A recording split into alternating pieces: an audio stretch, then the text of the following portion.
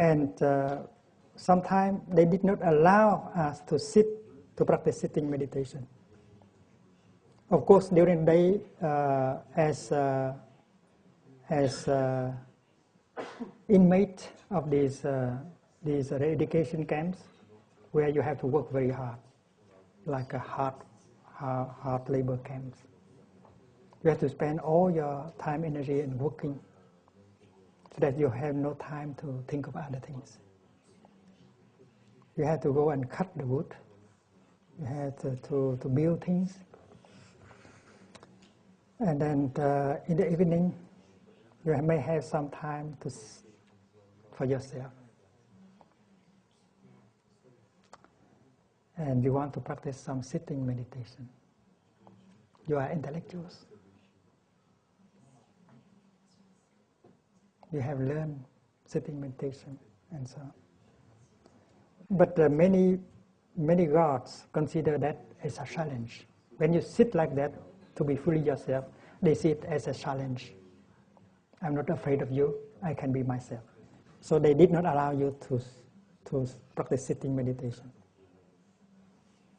Because sitting meditation like that will radiate the energy of solidity.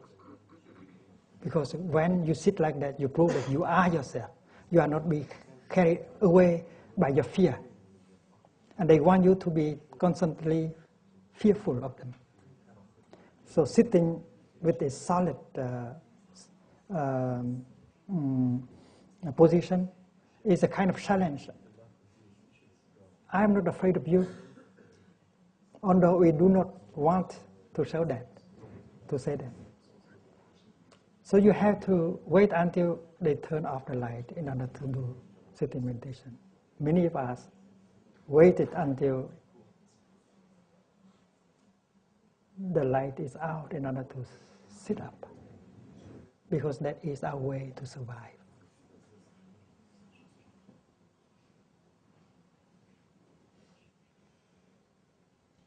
I have arrived, I am home. Is your practice to survive. It's not a luxury. If you cannot be yourself, if you don't know how to handle the fear, the despair, the anger in you, you are lost. You cannot help any other people. You cannot help your people. You cannot help your country.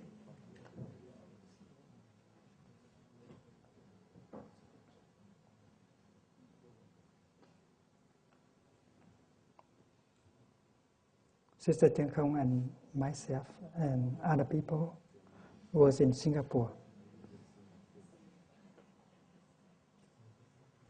in 1978, organizing a rescue operation for boat people. So many boat people were dying in the ocean. And Singapore had a very hard policy on boat people. Every time there was a boat carrying boat people to the shore, they tried to push them out into the sea in order to die. They didn't want to host. And those fishermen who have compassion, who were able to save boat people drowning in the sea, were punished. They had to pay a very huge money or sum of money so that next time they would have no courage to save boat people.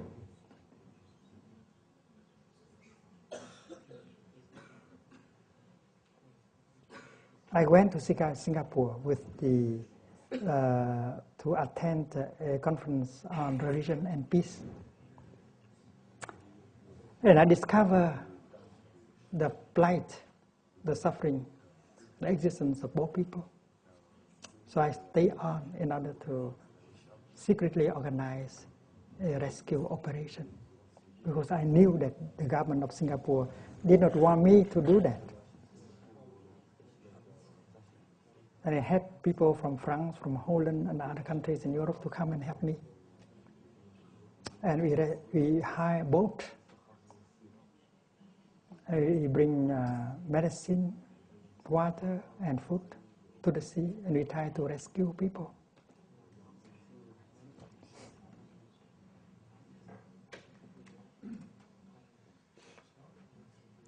The policy of Singapore at that time was to reject boat people. Malaysia also. And they prefer to have the boat people die in the ocean rather than to bring them into land and make them into prisoners.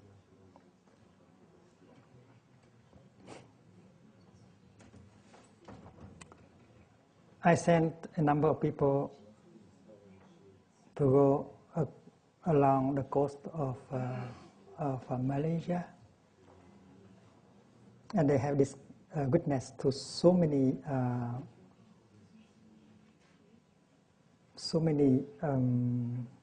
tragic events. They had met with boat people. There are those who just stare into space and did not know what was happening. They could not believe that is the reality, that there are human beings living around them. It seems that people did not have a heart, did not have any sense of humanity.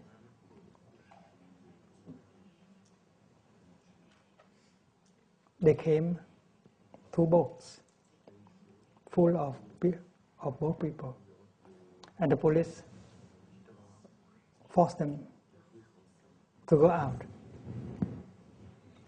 And then finally 1 boat capsized because the embarkation that they use is not very solid, it's not seaworthy. And all the people on the other boat saw the people drowning. And no one can swim to the shore. And that is why they determined to go in again, the boat who did not capsize. And after having landed, they destroyed the boat so that they would not be pushed out again. So the police had to bring them to a prison and waiting for them to bring another boat in order for them to be put on and to push into the sea. That is the common policy.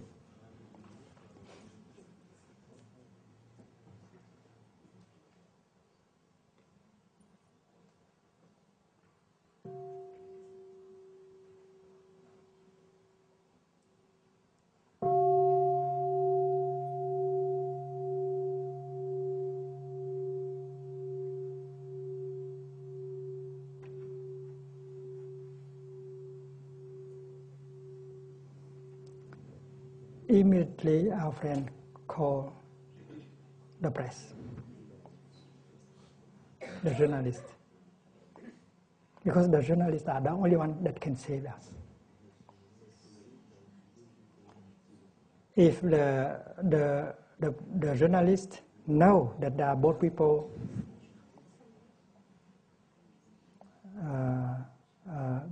that have been held,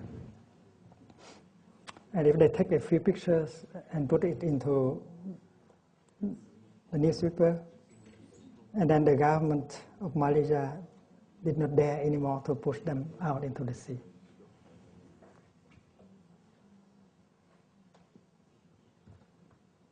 That is one of the things we did in order to save the boat people. They were put into prison, but they are safe.